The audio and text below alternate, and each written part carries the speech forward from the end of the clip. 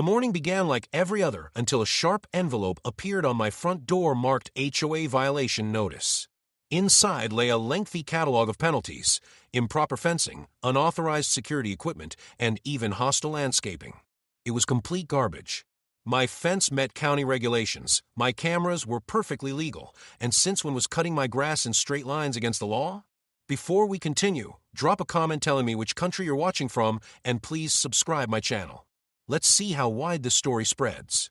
I wasn't going to back down. I attended the next HOA meeting, notice clutched in my hand.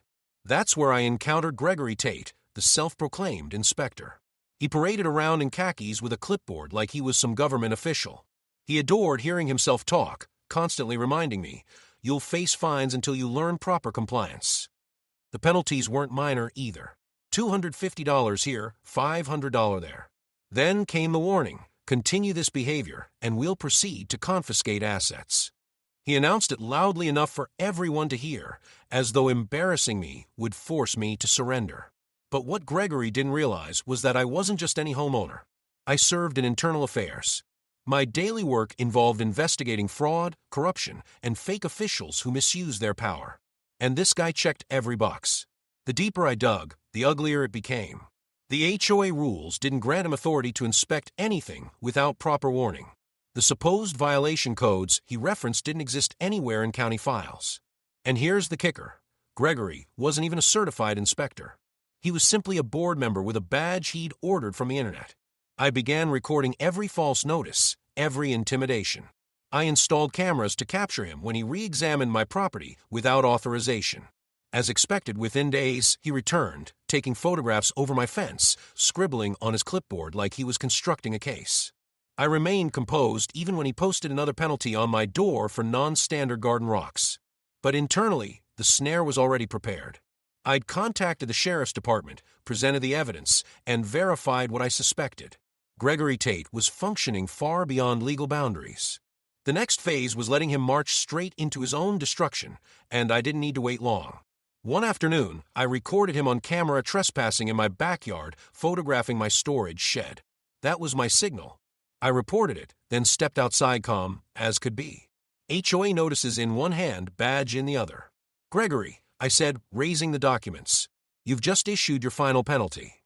He chuckled in my face. "Or what? You'll file another complaint."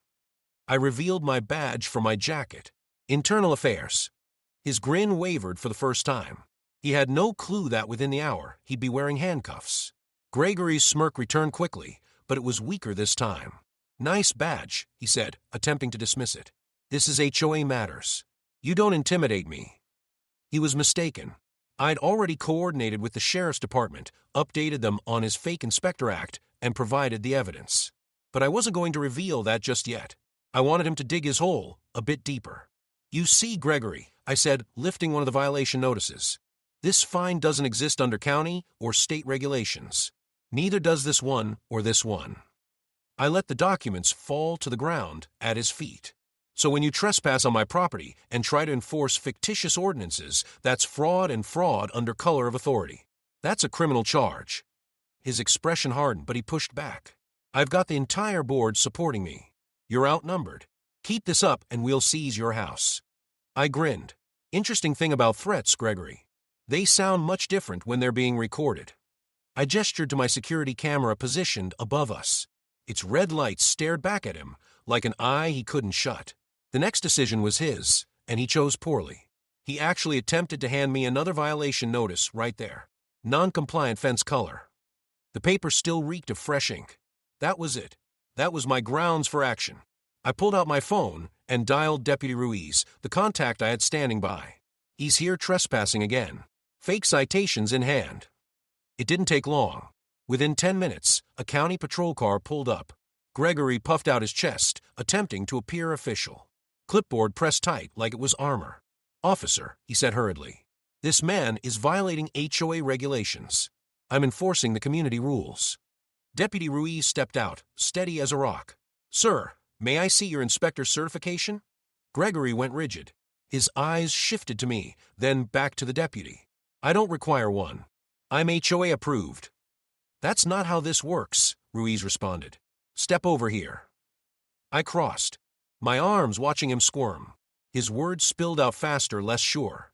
Listen, I was instructed by the board president to, Sir, you are under investigation for impersonating an inspector, issuing false citations, and trespassing on private property, Ruiz interrupted.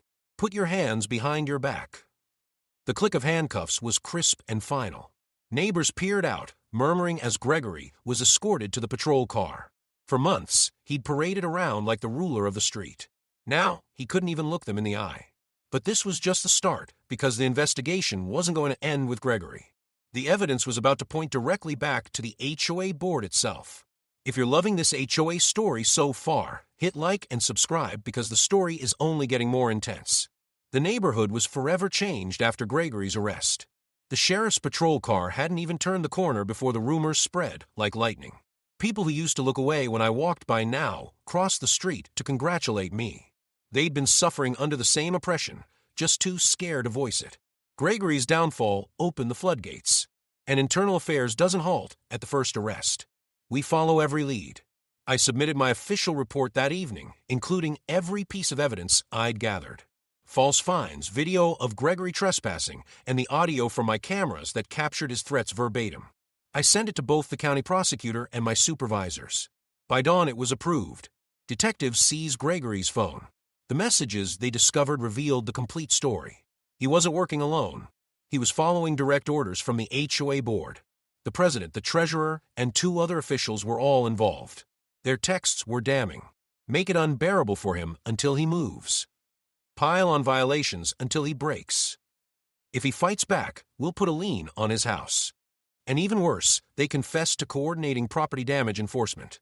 When the arrest warrants were executed, it was quite a spectacle.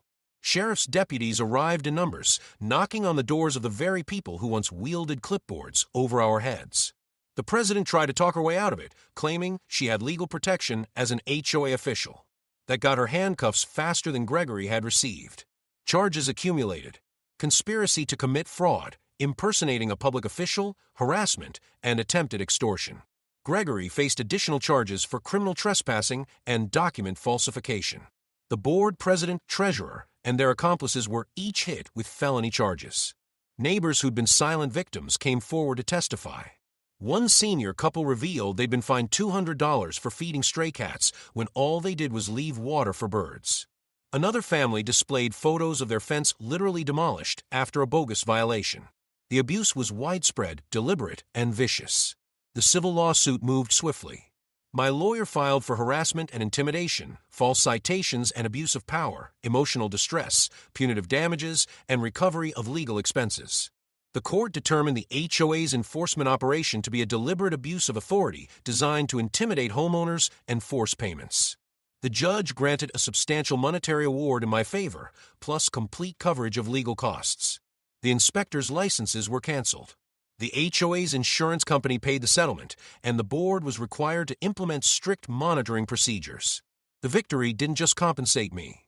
It publicly revealed the conspiracy and warned every HOA in the county. As for Gregory, he pleaded guilty to impersonating an inspector and conspiracy.